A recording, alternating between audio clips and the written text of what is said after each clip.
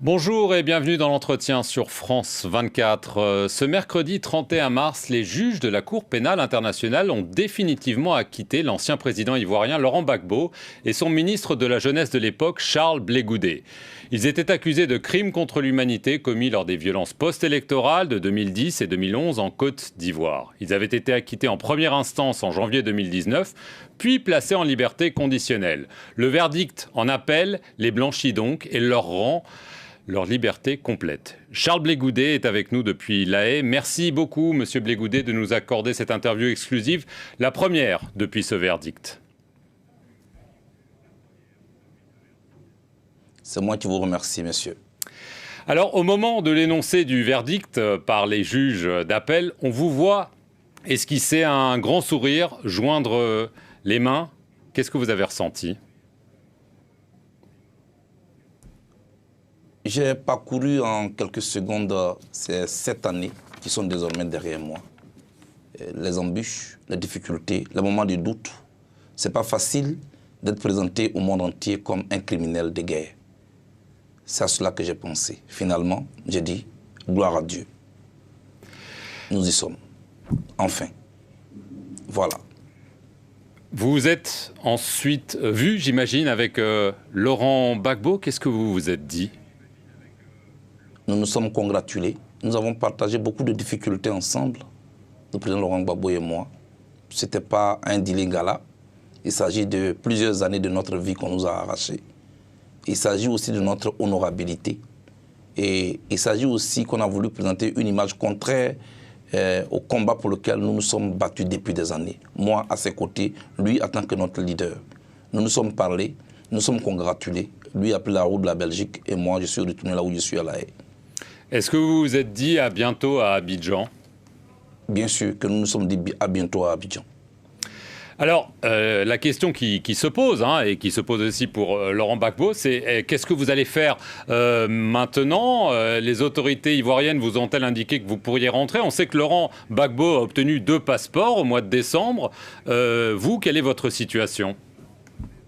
Moi, je n'ai pas encore de passeport, mais je pense que si nous devons rentrer à Abidjan, j'ai confiance aux autorités ivoiriennes pour faire en sorte que je puisse obtenir le mien, parce que qui peut le plus, peut le moins. Donc je ne suis pas du tout pessimiste. Je pense que la Côte d'Ivoire a besoin de tous ses fils et de toutes ses filles. Et le président Ouattara l'a promis lors de sa tournée, quand il était en campagne, qu'une fois que le président Laurent Gbagbo et moi, nous avons fini avec la justice internationale, il ne verra aucun inconvénient à notre retour. Depuis hier, c'est chose faite et je lui fais confiance. Je pense que les Ivoiriens auront la bonne nouvelle certainement dans les jours ou dans les semaines à venir, je ne sais pas. Mais j'ai confiance que ça va se faire. Donc vous avez fait votre demande de passeport et vous l'attendez maintenant, c'est cela ? J'ai réuni mes documents.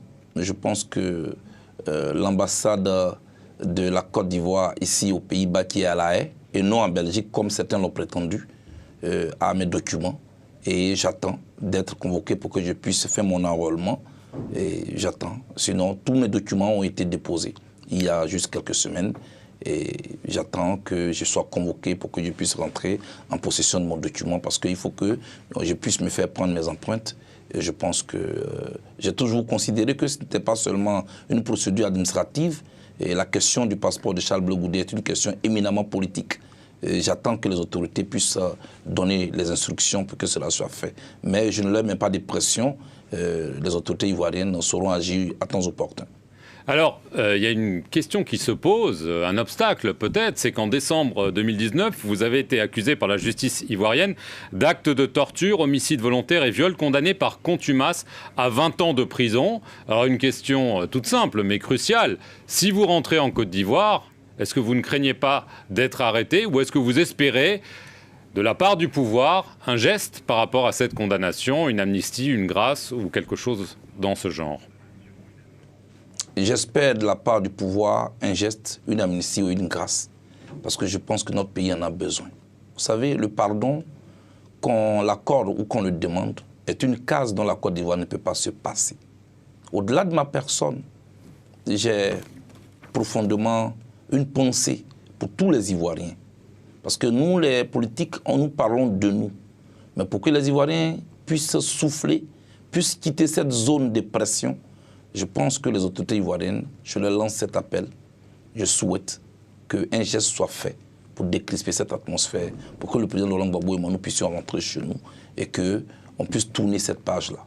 J'ai fait 2 ans et demi en exil au Ghana. J'ai fait 14 mois à la DST. J'ai fait 7 ans à la CPI. Je pense que j'ai assez payé. Je souhaite qu'on puisse tourner cette page-là. Je fais cette demande-là au chef de l'État ivoirien.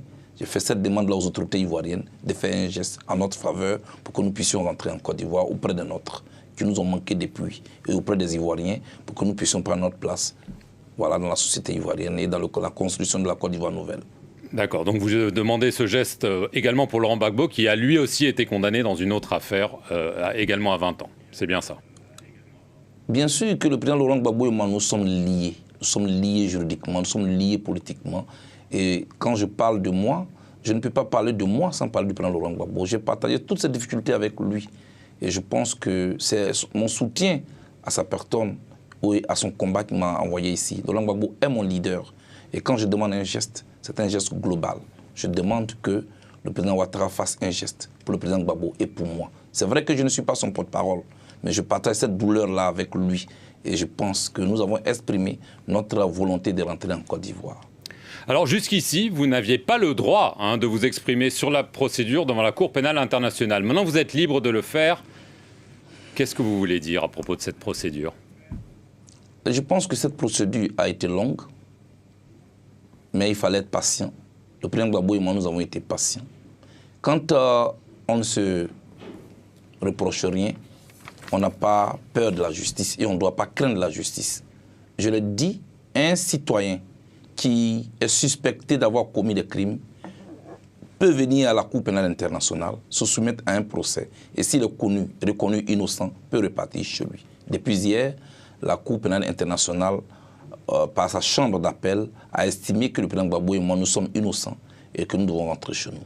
Moi, je suis content d'avoir subi ce procès pendant longtemps et je souhaite, c'est mon souhait, que chaque responsable ivoirien vienne là et que sa responsabilité soit située enfin.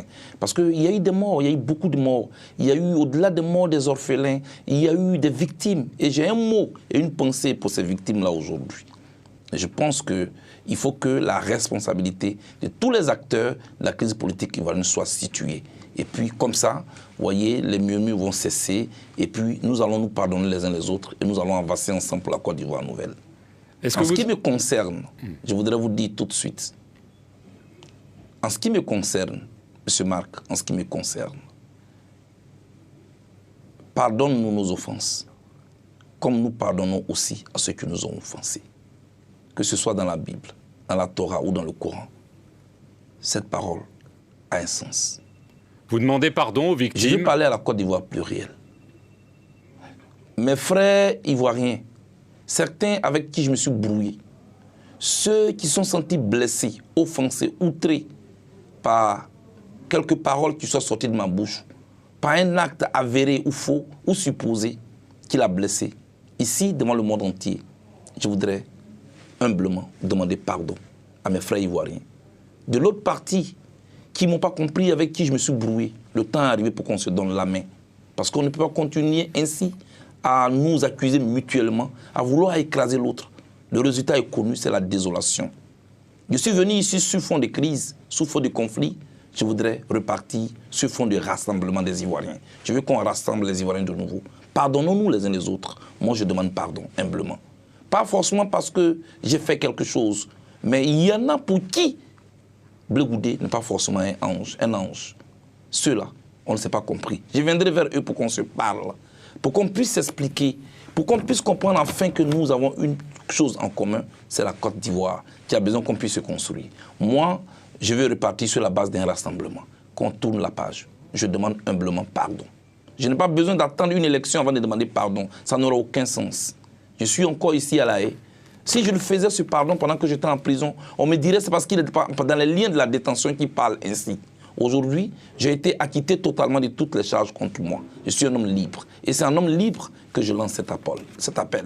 Le pardon, qu'on le demande ou qu'on l'accorde, c'est une case dont on ne peut pas se passer. La Côte d'Ivoire a besoin de tous ses fils et de toutes ses filles. Je demande pardon humblement. je vais rentrer chez moi pour que je puisse contribuer au retour de la paix, au rassemblement des Ivoiriens. Je vous remercie. Est-ce que vous en voulez à Fatou Bensouda, à son prédécesseur Luis Moreno Ocampo, les procureurs en chef, de vous avoir poursuivi, vous, et de ne pas l'avoir fait, en tout cas jusqu'à l'heure actuelle, avec le camp adverse, malgré des promesses répétées? Non, pas du tout. Je n'en veux à personne. La procureure Fatou Bensouda a fait son travail. Elle a peut-être mal fait. Ce n'était pas à moi de le juger. Ma défense et moi, nous devions prouver que je ne suis pas l'auteur des crimes allégués contre moi. Ce qui a été fait et ce qui a été admis et par la Chambre de première instance et confirmé hier par la Chambre d'appel. Elle doit continuer ce travail. Elle est à la recherche des auteurs des 3000 morts. Certainement qu'elle n'a pas choisi le bon cheval et elle doit encore chercher. Vous m'aviez dit une fois que vous aviez l'ambition, un jour, de diriger votre pays. Alors la prochaine élection présidentielle est prévue en 2025. Est-ce que vous avez tourné la page de la politique ou vous pensez un jour que vous aimeriez bien être président de la Côte d'Ivoire? D'abord, je voudrais vous dire que je ne peux pas tourner la page de la politique. La politique et ma vie se confondent. Et c'est pourquoi je suis ici. Oui, je le confirme sur ce plateau. J'aimerais un jour diriger mon pays, la Côte d'Ivoire, pour que la politique se fasse autrement. C'est pourquoi je veux parler à la Côte d'Ivoire plurielle. Mais ici, point n'est besoin de parler aujourd'hui des candidatures présidentielles ou pas. Je dis, ayons le triomphe modeste, parce que la Côte d'Ivoire est en crise. La seule campagne que j'aimerais faire maintenant, c'est une campagne de paix. Je veux parler à tous les Ivoiriens. Je veux participer à apaiser les cœurs. C'est cela. Je voudrais ici remercier tous ceux qui m'ont soutenu. Je voudrais remercier tous ceux qui m'ont soutenu pendant cette traversée des déserts. Et en même temps, insister à ceux qui ne m'ont pas compris hier, à ceux qui se sont sentis blessés, je demande pardon. Je vais rentrer dans mon pays pour qu'ensemble, nous puissions parler de la Côte d'Ivoire. Je lance encore cet appel de pardon. Et en même temps, je sollicite un geste de la part des autorités ivoiriennes pour que nous puissions rentrer chez nous. Je vous remercie. Charles Blé Goudet, c'est moi qui vous remercie d'avoir accordé votre première interview après votre acquittement définitif, je le rappelle, par la Cour pénale internationale de La Haye. Merci à vous d'avoir regardé cet entretien sur nos antennes. Restez-y pour plus d'informations.